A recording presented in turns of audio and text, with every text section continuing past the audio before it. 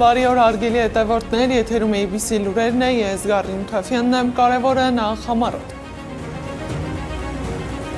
Նոր ձերբակալություն և խուզարկություն Երևանում իրավապահները ներխուժել են Արեգ Նազմանուկյանի բնակարան։ Իհա դուք ներկայացեք ասեք ովքեր եք, ինչի եք եկել բնակարան, հետո որոշում Ակցիա Արարատ ցեմենտի գործարանի մոտ ինչ են պահանջում աշխատակիցները։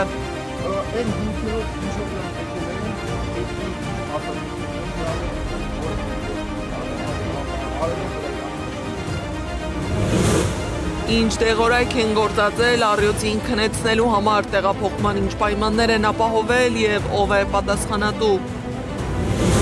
200 պայթյուն և զոհեր Թեհրանը դադարեցրել է բանակցությունները, ԱՄՆ-Իրան պատերազմը վերսկսվել է։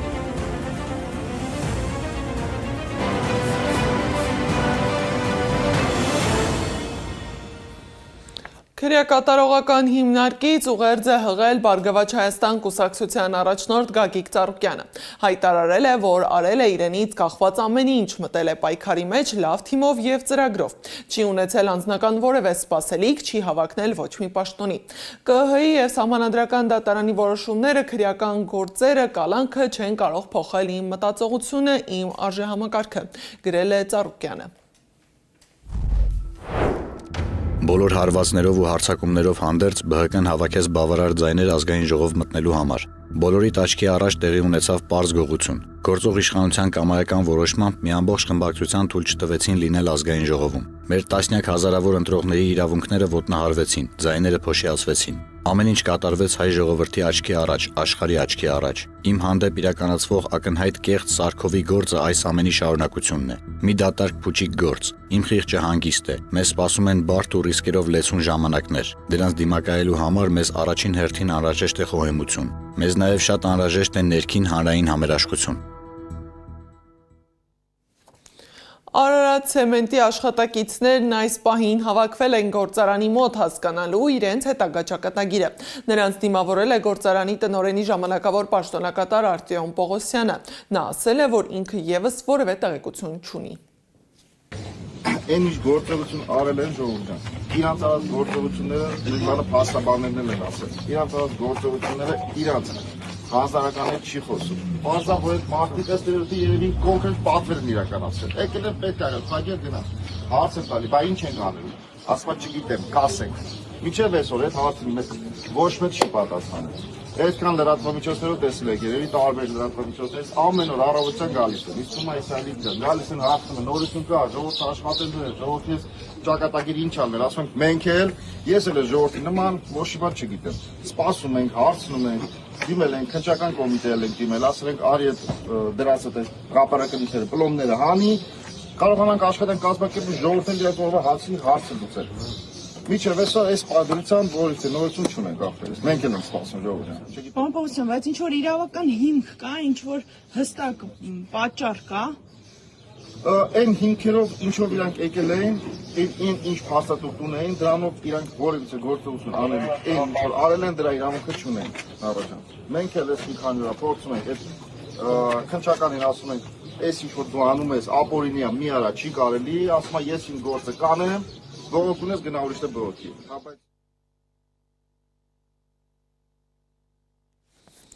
Այս ամենին զուգահեռ մի քանի օր է հանրային քննարկումների կենտրոնում նաև հազվագյուտ սպիտակ առյուծի մահն է։ Եվ այն հարցը, թե կենդանու տեղափոխման ընթացքում պահպանվել են արդյոք մասնագիտական բոլոր կանոնները։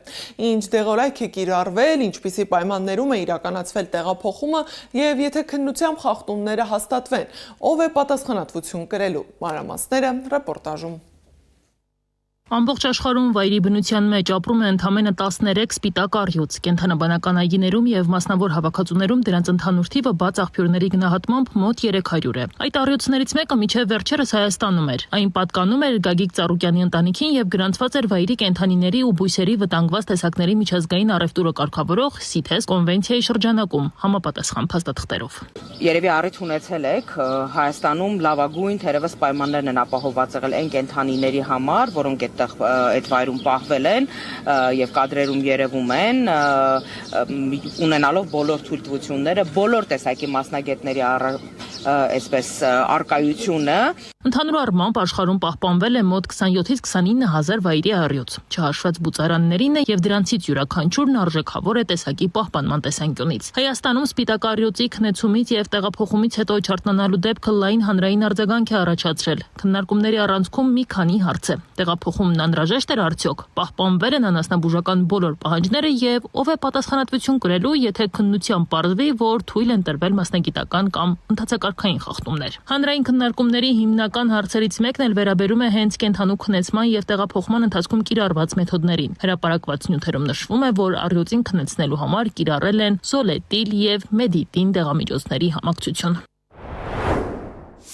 Զոլետիլ եւ մեդիտինը համակցությունը լիովին անդրադառնում է կենդանու ջերմակարգավորումը, իսկ արև ա եղել, շոկ ա եղել, արևի տակ տապացող բեռնատարի փակ վանդակում իր գրածն եմ ասում, որ մասնագետն է գրել, առյուծի մարմնի ջերմաստիճանը կարճ ժամանակում անցել է 42+ Ցելսիում, ինչը հանգեցրել է ուղեղի կաթվածի եւ ջերմային շոկի։ Կիրառված դեղամիջոցների ազդեցության պայմաններում կենդանու վիճակը պահանջում է մշտական բժշկական վերահսկողություն եւ անհրաժեշտության դեպքում շնչառական աջակցություն։ Մասնագետների խոսքով նման դեպքում արյան մեջ թթվածնի մակարդակը կարող է կտրուկ նվազել եւ առանց համապատասխան սարքավորումների խոշոր գիշատչի տեղափոխումը կարող է լուրջ ռիսկեր առաջացնել։ Նույնիսկ լեզուներ անկած, վիզներ կենդանիների հետ գնացած, աչքերը փակած չէր, հապճեպ գործողություններ են արել եւ ըստ մասնագետների այդ դեղորայքը չէր կարելի նման պայմաններում ներարկել։ Իհարկե պետք է հանգեցներ ցավոք սրտի անկմանը, ինչն էլ մենք տեսանք։ Նարինե Կիրակոսյանը նաև հարցադրում է անում, միջև տեղափոխումը կենդանիները լիարժեք հետազոտվել են արդյոք, ինչպես է հաշվարկվել դեղաչափը եւ տեղափոխման ընթացքում ապահովվել է արդյոք անհրաժեշտ բժշկական հսկողություն։ Երևանի կենդանաբանական այգին ավելի վաղ հայտարարել էր, որ առյուծի մահը կարող էր պայմանավորված լինել կենդանու առողջական վիճակով, սակայն հանրային քննարկումները տեղափոխման ընթացակարգի շուրջ չեն դադարում։ Կենդանաբանական այգու կենդանաբույժը ներկա չի եղել։ Այդ ամեն մեկը այսպես կոչված ժողովրդական լեզվով նարկոզի դեղ իրավունք չունի ներարկել ու հատկապես հազվադեպ կատվազգիների դեպքում, որովհետև իրանց պետք է քաշը, իրենց ուրեմն առողջական իրավիճակը ստուգեին, գոնե 1-2 օր հետևեին, տեսնեին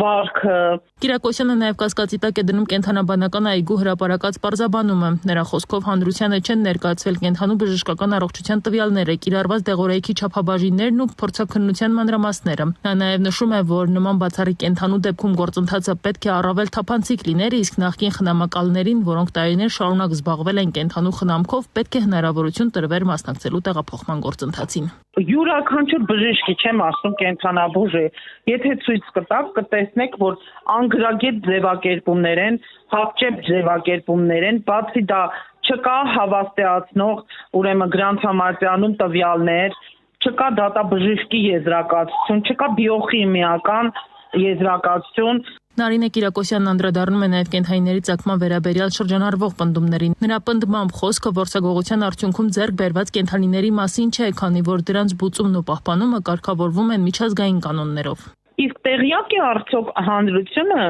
որ գիտական առումներով հատուկ որսահանդակներ են լինում եւ դա օրենքը չի ուրեմն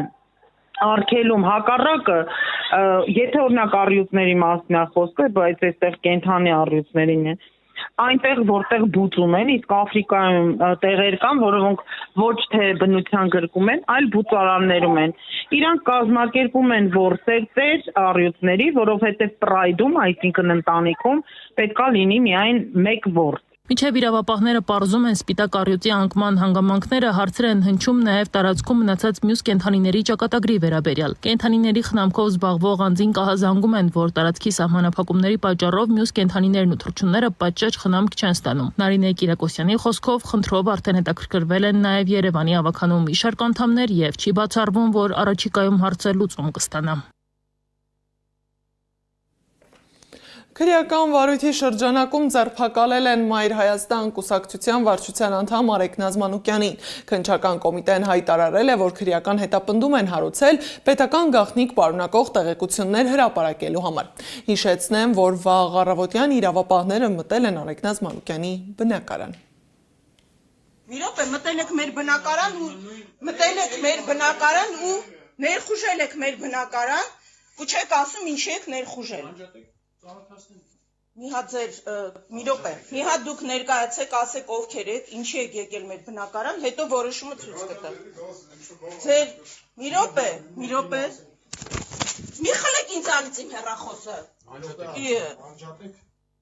Հերթական հեռացումը Երևանի պետական համալսարանից հերթը իրավապաշտպան Ռուբեն Մելիքյանինն է։ Նա հայտարարել է, որ ծանուցում է ստացել մայրբուհից, ըստ որի սեպտեմբերի 1-ից այլևս չի դասավանդելու ԵՊՀ-ում։ Մելիքյանը համոզված է, որ որոշումը պայմանավորված է իր իրավապաշտպանական գործունեությամբ ու հանրային ակտիվությամբ։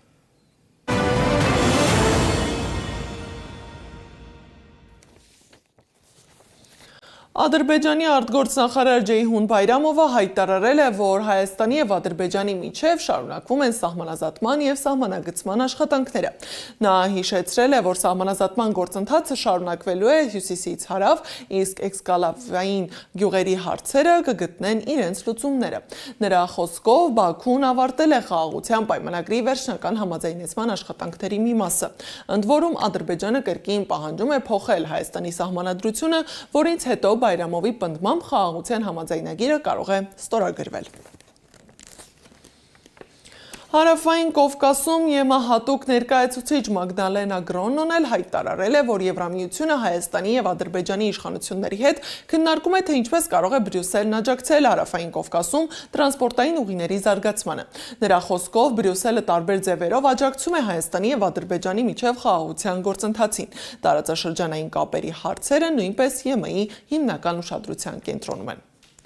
Սակայն խաղաղության խոսույթի հետ հավասար Բաքվում շարունակվում է մեր հայրենակիցների կեղծ գործերի վերաբերյալ դատավարությունը։ Ռուբեն Վարդանյանի կին Վերոնիկա Զոնաբենդը դիմել է միջազգային կառույցների Բաքու այցը կազմակերպելու համար։ Ես բաց նամակներով դիմել եմ Ադրբեջանի Հանրապետության մարդու իրավունքների պաշտպան Սաբինա Ալիևային, Կարմիր խաչի միջազգային կոմիտեի նախագահ Միրիանա Սպոլյարիչ-Էգերին, Նիկոլ Փաշինյանին, Եվրոպական միության արտաքին գործերի եւ անվտանգության քաղաքականության հարցերի վերաբերյալ բարձր ներկայացուցիչ Կայա Կալասին։ Երկարատև կալանքի տակ գտնվող մարդկանց համար նման նախաձեռնությունը մեծ նշանակություն ունի։ Նրանց առողջական վիճակը, պահպանման պայմանները եւ ընտանիքների հետ կապը չպետք է մատնվեն անուշադրության կամ կախված լինեն պատահականություններից։